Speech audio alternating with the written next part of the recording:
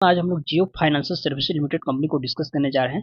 हाल के दिनों में स्टॉक मार्केट में लिस्टेड हुई यह कंपनी इन्वेस्टमेंट करने के लिहाज से कैसी है, क्या अभी हमें इसमें इन्वेस्टमेंट करना सही रहेगा नहीं, या जिन लोगों ने पहले से इसमें इन्वेस्टमेंट कर दिया है उन्हें क्या करना चाहिए, और जो नए लोग अभी इसमें इन्वेस्टमेंट करने की सोच रहे हैं उनके लिए कब सही समय हो सकता है इसमें एंट्री लेने की। इन सभी मुद्दों को आसान भाषा में समझेंगे।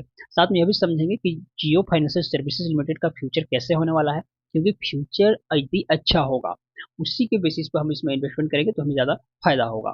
यह भी समझेंगे कि प्राइस लगातार नीचे किस वजह से आ रहा है और प्राइस कब तक नीचे आ सकता है, कब इसमें तेजी बनेगी। सारी बातों को आसान भाषा में समझने का प्रयास करेंगे। शुरुआत एकदम हम लोग शुरू से करेंगे। सबसे पहले समझते हैं कंपनी काम क्या करती है। जैसे मैंने आपको बताया कि ये जो कंपनी है एनबीएफसी कंपनी है। एनबीएफसी कंपनी कहते हैं नॉन बैंकिंग फाइनेंशियल कंपनीज को, जो कि फाइनेंस के सेक्टर में कारोबार करती है। और मुकेश अंबानी का यह प्लान था। लगभग सभी सेक्टर में मुकेश अंबानी की कंपनियां लिस्टेड है, सिर्फ एक फाइनेंस के सेक्टर में लिस्टेड नहीं थी। इसलिए मुकेश अंबानी ने दिमाग लगाया और लेकर आए जियो फाइनेंशियल सर्विसेज लिमिटेड।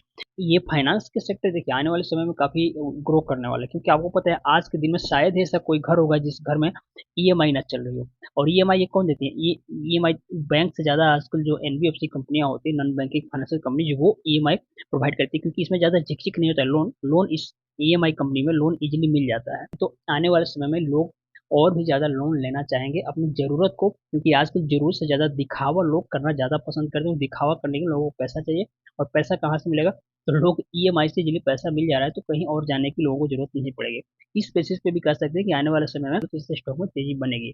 अब सवाल ये है कि अभी इस कंपनी का प्राइस नीचे क्यों जा रहा है, चलिए इसको समझते हैं। तो इसके लिए हमें इस कंपनी का फंडामेंटल समझना होगा, और फंडामेंटल में सबसे पहले देखते हैं कंपनी का मार्केट कैप है 1,37,169 रुपए के आसपास।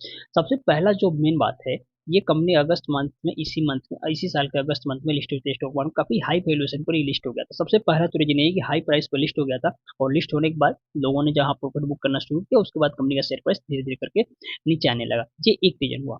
दूसरी बात, 5,456 रुपए के करीब स्टॉक का पी है। क्या इतना महंगा किसी स्टॉक का पी होता है?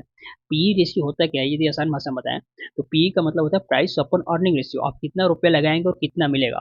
सामान्यतः पी रेशियो 2 डिजिट में होता है। 2 डिजिट में होने का मतलब ये हुआ कि यदि किसी स्टॉक का पी मान लीजिए 10 से 30 के बीच में है तो उससे ज्यादा बेहतर माना जाता है। स्टॉक का पी जितना सस्ता होता है उतना अच्छा क्यों होता है, चलिए यहाँ पे समझते हैं। मान लीजिए किसी स्टॉक का पी यदि 10 से 30 के बीच में है, इसका मतलब ये हुआ कि 1 रुपए कमाने के लिए यदि किसी स्टॉक का पी 10 है तो आपको 10 रुपए देने पड़ेंगे। यदि किसी स्टॉक का पी 30 है तो आपको 1 रुपए कमाने के लिए आपको 30 रुपया देने पड़ेंगे।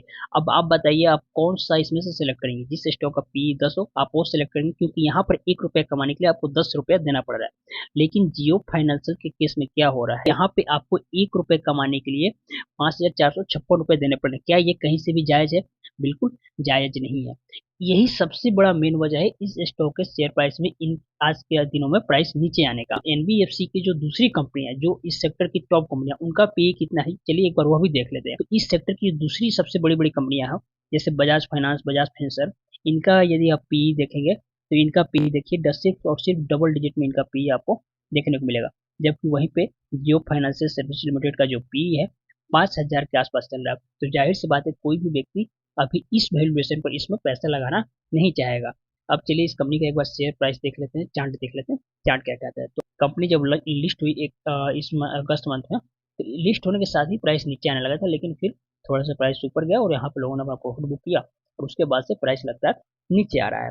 अब अपने इंपॉर्टेंट सपोर्ट लेवल के आसपास आया है। देखिए यदि 210 के नीचे जाता है, हालांकि नीचे जाना तो उतना जल्दी नहीं चाहिए, लेकिन नीचे जाता है तो कहीं ना कहीं ये एक अपॉर्चुनिटी भी हो सकता है, क्योंकि जितना नीचे जाएगा स्टॉक का वैल्यूएशन कम होगा। वैल्यूएशन कम होगा तब लोग इसमें एंट्री लेना चाहेंगे। लेकिन अभी इस वैल्यूएशन पर आपको इसमें एंट्री लेना बिल्कुल सही नहीं है। जिन लोगों ने अभी तक एंट्री नहीं लिया है थोड़ा और इंतजार कीजिए। आप वेट कीजिए सही समय आने का, खासकर स्टॉक का पी कम होने का। जहाँ पे पी कम होते हुए दिखेगा आप वहाँ पे एंट्री ले सकते हैं। उम्मीद करता हूँ जियो फाइनेंशियल सर्विसेज के बारे में जो बातें मैंने आपको बताई आप अच्छे से समझ पा रहे होंगे।